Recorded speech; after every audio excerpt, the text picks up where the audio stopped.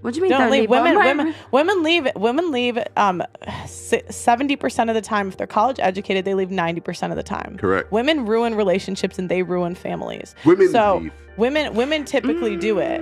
Actually, and so if a man ask the there's- majority of men, their first choice is not a baby mother. Mama. Just like our first choice typically is not a short broke guy. That's right. It's the same thing. It's the same thing. Now will we put up with a guy that's shorter if he's good looking? Sure. Will a guy put up with a single mother if she has some other things that she brings to the table? Maybe she's attractive, maybe she has other stuff, maybe she's submissive, whatever it is that he values. Yeah, but it's most men, it is not their first choice. Okay. Relationships are integral to the fabric of society, acting as building blocks that sustain families, communities, and human connections. However, in recent years, a worrying trend has emerged. More women are choosing to remain single, driven by a form of feminism that may not entirely represent its true ideals.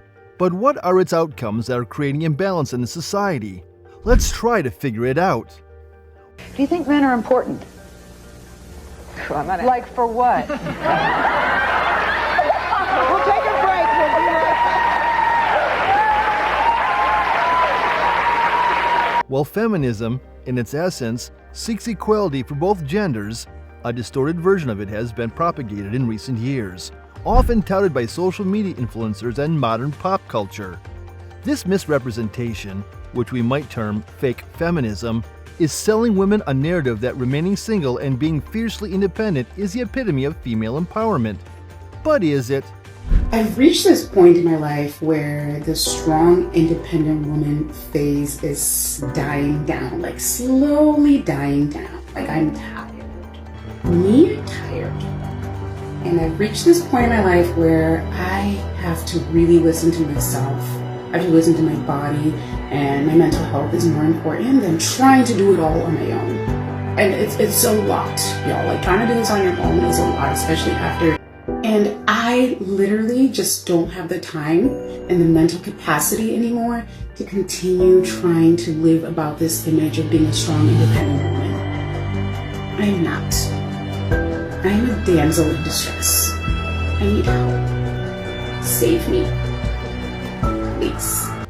Many women have taken this message to heart, believing that they can manage every aspect of their lives without any male presence. Social media platforms are replete with slogans like, "I don't need a man," and "strong and independent." Although these messages may empower some women momentarily, the reality can be much harsher. Life, with all its complexities and challenges, isn't always navigable alone. It's an undeniable truth that as humans, we're inherently social beings. Our ancestors thrived in groups, understanding the strength in numbers and the advantages of different roles played by both genders. Today, this principle remains true. Men and women bring unique strengths to a relationship, and when they work together, they often create a synergy that's difficult to achieve individually. I truly cannot catch a fucking break. Look at this. If you're a lot luckier than I am, let me explain to you that is a critical engine fucking failure. For the second time in the 2.5 years that I've had this piece of shit Kia Soul. This is a brand new engine, maybe 30,000 miles on it, with the exact same defect as the last one.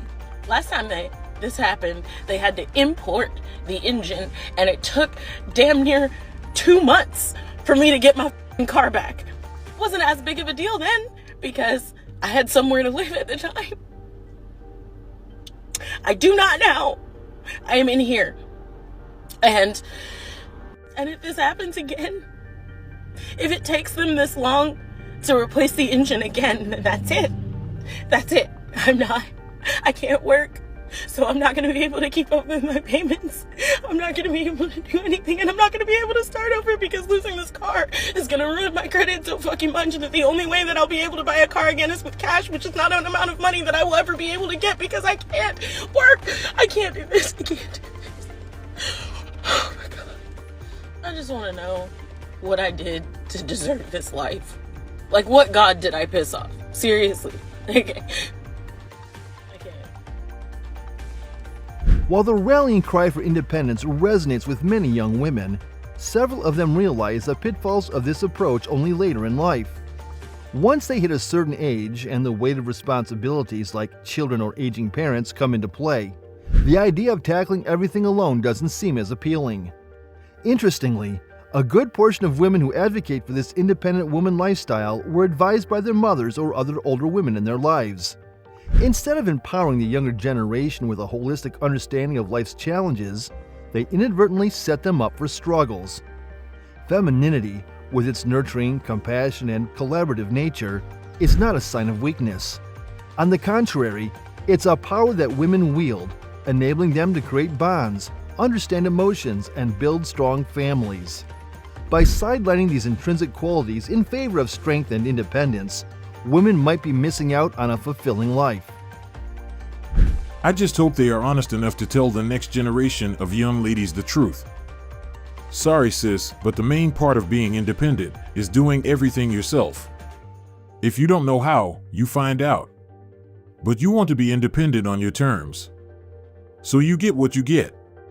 We are meant to be together to help each other. Like Chris Rock said, 2 people can move a couch much easier. This should be titled Problems Easily Solved by Having a Man in Your Life. Women have no clue how hard life is for men. They literally have the choice of playing this game on easy mode. Men do not. But by all means be on your own. To the Western women out there, you strong and independent, you got this. As for me, I'm done with you entitled. Happy Valentine's Day. In the words of James Brown, it's a man's world. Welcome to our world. It's not about being dependent, but about recognizing the value of interdependence. Both men and women bring unique perspectives, strengths, and qualities to the table. By rejecting one half of this equation, women might be shortchanging themselves. Another stark reality is the diminishing family structure. With fewer women prioritizing relationships, families are becoming smaller, and community bonds are weaker.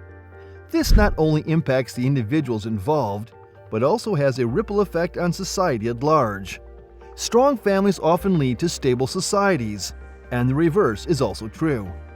It's also crucial for women to recognize that wanting a partner doesn't stem from a place of weakness or dependence.